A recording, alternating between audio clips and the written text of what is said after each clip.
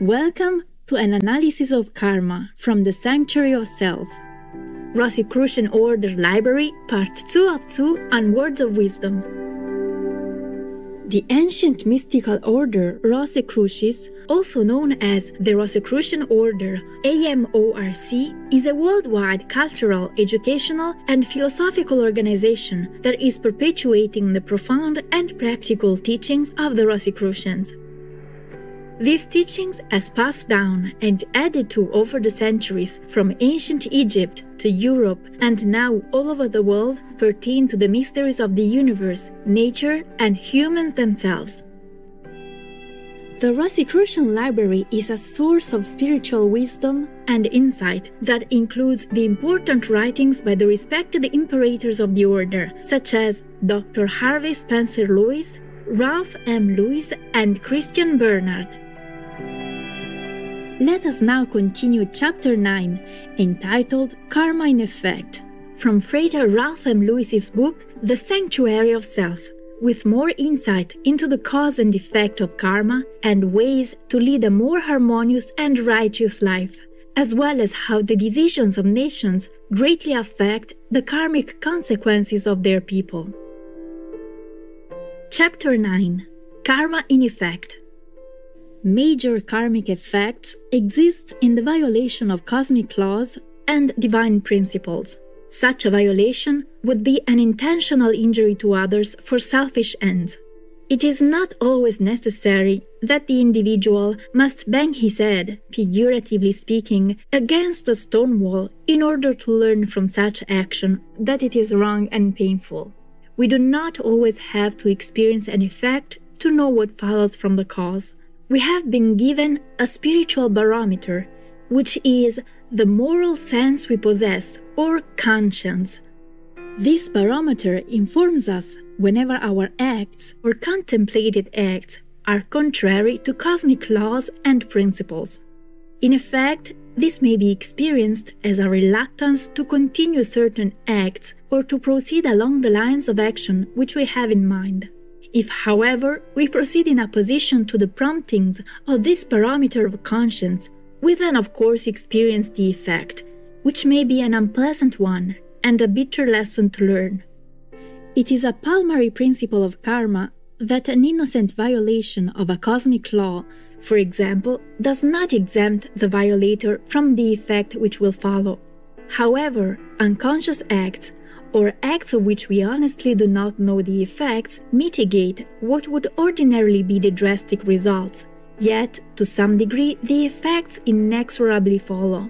All karmic effects are not adverse. Most persons speak of karma only when they speak of effects which are unpleasant. Very seldom do they mention in the light of karma circumstances or conditions which are beneficial. There are deeds which also produce beneficial effects.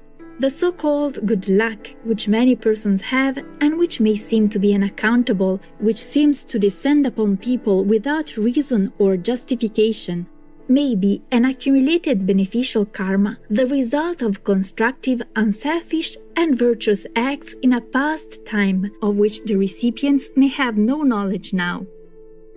We must realize that in the cosmic there is no such thing as time. Eternity may be as a tick of a second. Our acts as causes may have their effects projected into the future. That future may be the next moment as we think of it, or this day, or this year, or the future may be several subsequent lives from now. Today's experiences, today's good fortune may be rooted far in the past. History is a very excellent example of past karmic causes.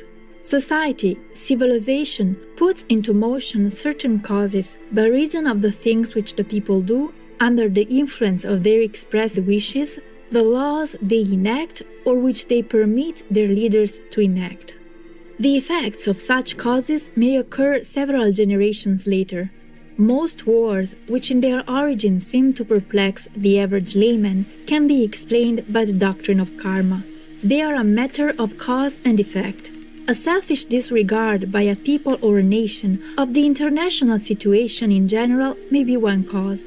If we let a people of another nation starve merely because within the boundaries which we have inscribed about us, if there are many natural resources which make us indifferent, or if we set up enormous tariff walls shutting out a few products which such people need to sell for their sustenance and their comforts, then by that cause we may experience a karmic effect in years to come.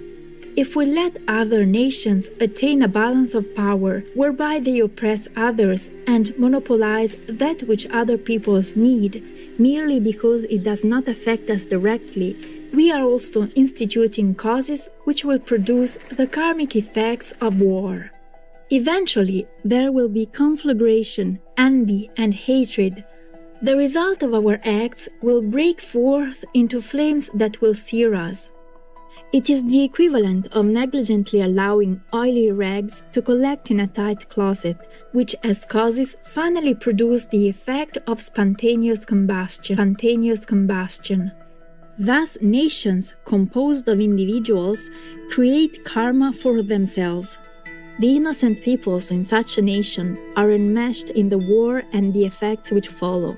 It is to be hoped that the plans now slowly being formulated for a one world will be free from those weaknesses of human nature, envy, power, and selfishness, which otherwise a few years hence might produce the same effects karmically as were experienced in World War II. If the elements of pacts as causes are not intelligent, impersonal, and motivated by humanitarian ideals, they will be the means of precipitating another war, at which time many millions of innocent persons again will and must experience the karmic effects of the society of this generation.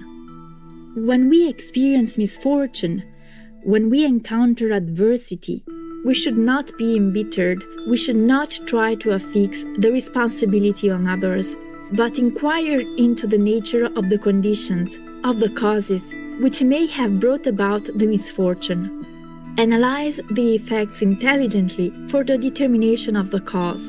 At least with an open mind, accept the effects as a lesson, as one possibly teaching tolerance or humility. As you learn from adversity and accept the lesson without bitterness, but as a means of preparing yourself for more enlightened living, you are creating a favorable karmic effect, possibly years of happiness, if not in this life, then in another. Therefore, we realize that the power of adjusting our lives, of adapting them to happiness and attainment, is entirely within ourselves. Favorable and unfavorable events principally lie in our own acts as causes, which we alone can institute. Each of our acts is a moving positive cause, and it acts upon the relatively passive and negative factors of our environment, as objects, events, and conditions. In contrast to ourselves, all else is a negative cause. We are the prime mover, the active cause, and the two, ourselves and our environment, produce effects, and the effects partake always of the nature of their causes. If we are conscious of this, we will be cautious in acting upon the things and conditions which surround us. I don't see any difference between being and being. They are all part of the large whole. The Honorable Maneka Gandhi, vegan. Our deepest thanks, intelligent viewers, for your company on Words of Wisdom.